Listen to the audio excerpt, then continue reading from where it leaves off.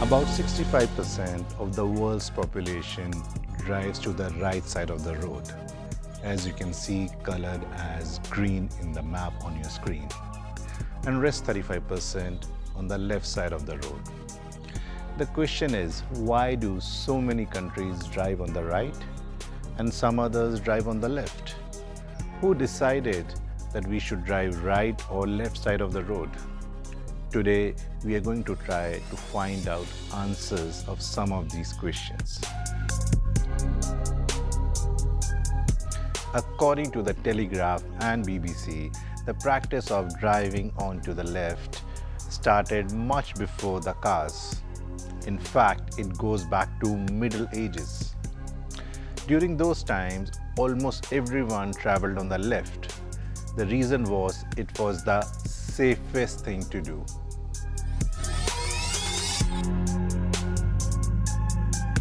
In Middle Ages, you never knew who you were going to meet while traveling.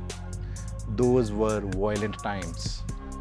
Traveling on a highway put you at a risk of being attacked or robbed. Whether on foot or on horseback, you needed to be able to whip out your sword in response to a threat, and that too quickly.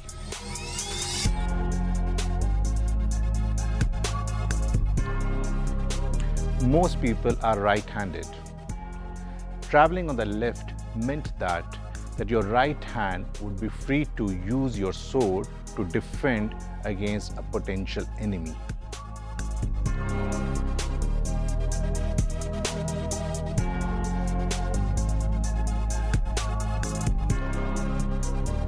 Also, during that time, the mode of transport was quite different.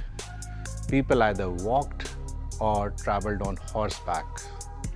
A right-handed person finds it easier to mount on a horse from the left side. Therefore, the horse should be ridden on the left side of the road to make it easier for the rider to climb up and down the horse without interfering in the traffic.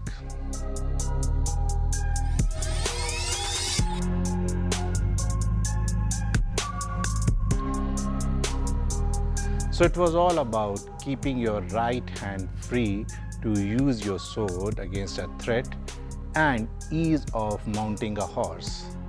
Hence, it made practical sense to travel on the left.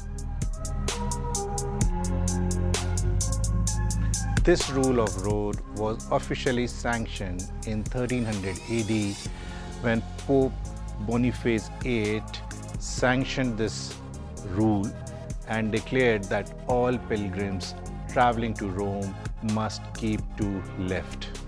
The question is, why and when did the practice of driving on the left change to right?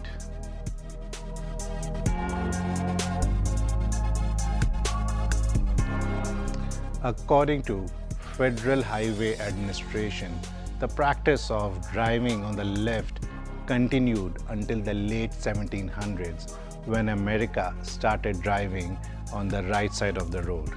There were two reasons behind it. One, rejection of British custom. Two, it was easier to control a wagon. In 18th century in America, large wagons became popular for transporting goods. These wagons were drawn by several pairs of horses and had no driver's seat. A driver had to sit on a separate horse on the left of the wagon in order to control these horses. It kept his whip hand free and it was easier to see oncoming traffic from the right side of the road. Thus, one by one, all American states started driving on the right side of the road.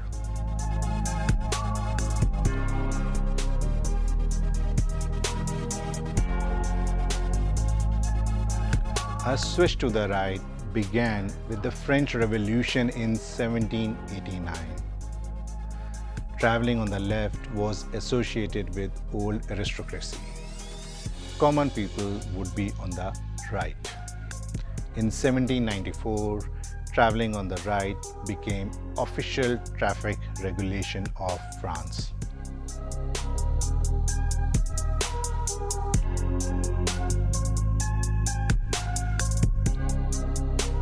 Afterwards, Napoleon, who himself was left-handed, exported this new French traffic rule to the territories he conquered, such as Switzerland, Germany, Poland, Russia, and elsewhere.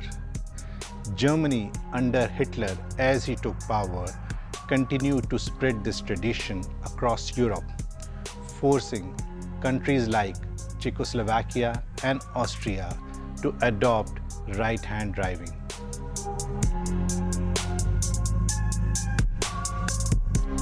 The British government refused to give up their left-hand driving ways.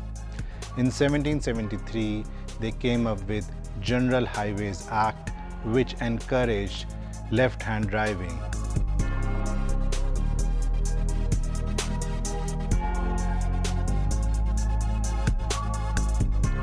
In 1908, Henry Ford unveiled a new car model T. This car had driver's seat on the left-hand side. It meant that the car had to drive on the right-hand side to allow the front and back passengers to enter or exit the car. According to National Geographic, this influenced several countries to switch to right-hand driving. Countries such as Canada, Spain, and Italy switched to right-hand driving in 1920s. Most of the European, especially the Eastern European countries, followed the suit in 1930s.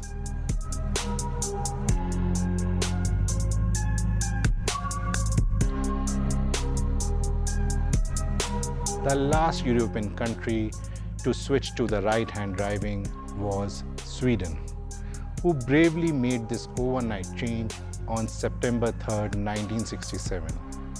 At 4:50 a.m., the entire traffic came to a standstill before restarting after 10 minutes, this time on the right side of the road.